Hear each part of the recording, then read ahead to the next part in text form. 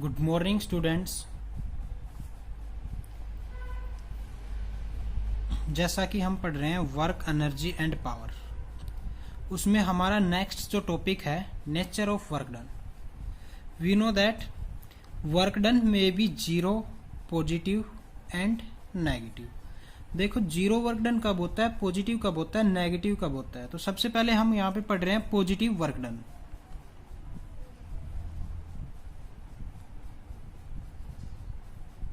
Positive work, देखो positive work क्या होगा, W is equal to F into में एस, एफ इंटू में एस कोस ऑफ थीटा।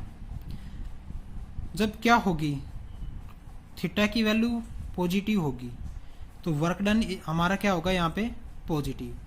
तो देखो, when theta is acute angle, we know that theta की जो वैल्यू है 1 से लेके 90 तक क्या होती है, पॉजिटिव होती है। तो क्या आएगा, when theta is acute angle the value of cos of theta is positive, hence work done is also positive.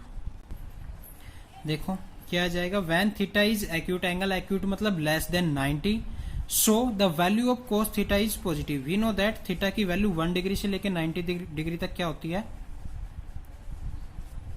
Positive होती है, hence work done is also positive. Sorry, 1 नहीं, 0 से ही, क्योंकि कोस थीटा की कोस ऑफ 0 भी क्या होता है, 1 होता है। ठीक है, तो कोस 0 से लेकर 90 डिग्री तक इसकी वैल्यू क्या हो जाएगी, पॉजिटिव। अगर हम एग्जाम्पल ले, कोई भी एग्जाम्पल ले लिया, when a body fall freely under the action of gravity, ऊपर से कोई भी बॉडी गिर रही है नीचे, ठीक है, इफेक्ट ऑफ ग्रेविटी, ग्रेविटी के कारण, तो उसका जो एंगल होगा ग्रेविटी के अलोंग क्या होगा, 0, क्योंकि फोर्स किस तरफ लग रहा है, डाउनवर्ड डायरेक्शन में, और डिस्टेंस है वो भी डाउनवर्ड डायरेक्शन में, दोनों एक डायरेक्शन में है। तो angle between F and S is 0, तो cos of 0 is equal to क्या आ जाएगा, 1। तो कोस ऑफ 0 1 आ जाएगा, जो कि क्या है, पॉजिटिव। तो work done is also positive. Clear. Next हमारे पास आ गया नेगेटिव वर्क डन। तो formula same.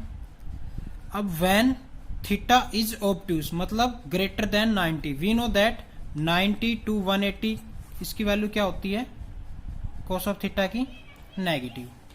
When theta is obtuse मतलब greater than 90, the value of cos theta is negative, hence work done is also negative।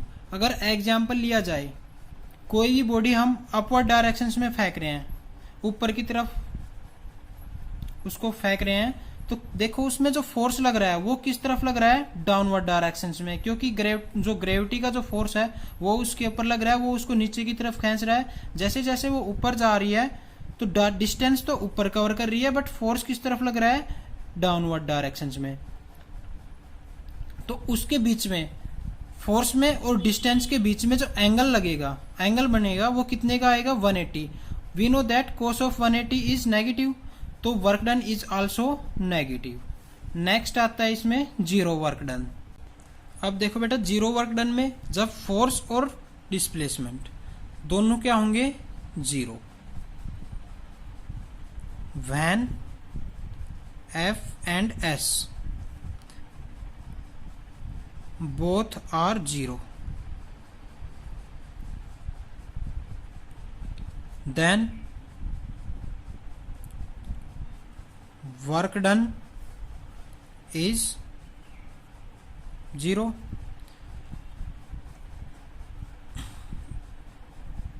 Then angle between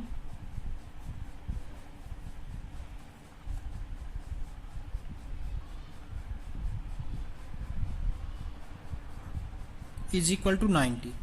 we know that cos of 90 is equal to क्या होता है, 0। Work is also 0।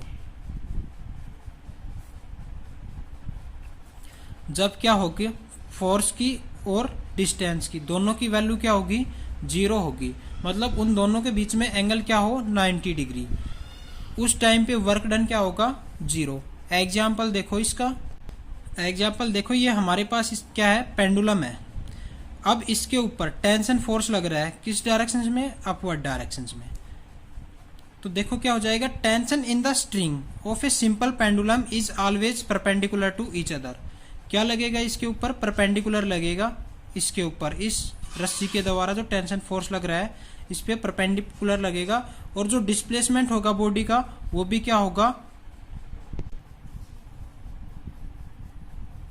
Force is moving a body depends upon only on initial and final position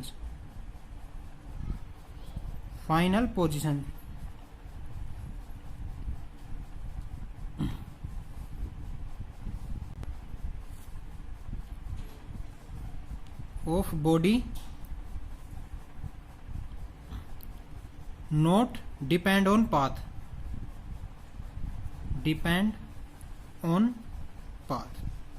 देखो क्या होता है, conservative force, work done by force is moving a body depend only initial and final positions, not depend on path के ऊपर depend ना करे, वो क्या कहलाएगा, is called conservative force. Conservative force. अब देखो जैसे कि ग्रेविटेशनल फोर्स है, ग्रेविटेशनल फोर्स किसके ऊपर लगता है, सिर्फ इनिशियल और फाइनल पोजीशंस के ऊपर लगता है। तो वो इसका एग्जाम्पल हो जाएगा, क्या हो गया इसका example, gravitational force. Gravitational force. Next आता है non conservative force.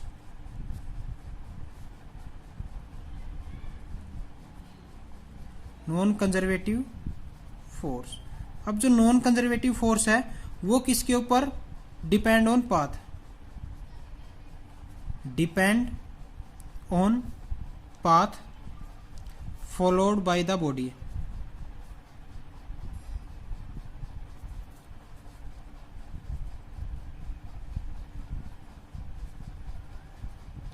Is called non conservative force. Non conservative force. इसका एग्जाम्पल हो गया फ्रैक्शन फोर्स, फ्रैक्शनल फोर्स। क्योंकि फ्रैक्शन फोर्स किस पे लग रहा है, आप देखो पेन है, पेन और इस सरफेस के ऊपर इधर गए, इधर आए, इधर गए, तो फ्रैक्शन फोर्स किसके ऊपर, पहले इस साइड लगा, उसके बाद इस साइड लगा, उसके बाद इस साइड लगा, तो इस सारे डिस्टेंस के ऊपर क्या लगा, फ्रैक्शन फोर्स लगा। तो ये हमारा क्या होगा, डिपेंड ऑन पाथ, मतलब जो भी हमने पाथ फॉलो किया उस सब के ऊपर क्या कर रहा है, डिपेंड कर रहा है, कौन सा, फ्रैक्शनल फोर्स। बट ऐसा ग्रेविटेशनल फोर्स नहीं करता। एक बॉल ले ली हमने, पहले यहां से इधर फेंकी, उसके बाद उठा के इसको सम हाइट के ऊपर यहां फेंक दिया। अब जो ग्रेविटेशनल फोर्स डिपेंड करेगा वो किसके ऊपर डिपेंड करेगा, इनिशियल और फाइनल पोजीशंस के ऊपर। ठीक है, इस हाइट से लेके हमने इस हाइट के ऊपर फेंका है, तो इसी के ऊपर क्या करेगा, ग्रेविटेशनल फोर्स डिपेंड करेगा, इसके ऊपर डिपेंड नहीं करेगा कि इससे पहले ये कहां से होके आई है। Clear. But non conservative force है वो पाथ के ऊपर डिपेंड करता है, जैसे कि फ्रैक्शन फोर्स पेन के बीच में और इस सरफेस के बीच में लग रहा है, पहले यहां से लेके यहां तक लगा, फिर यहां तक लगा, फिर यहां तक लगा, इस सारे के ऊपर क्या लगा था, फ्रैक्शन फोर्स, जो कि इस पाथ के ऊपर क्या करेगा, डिपेंड करेगा।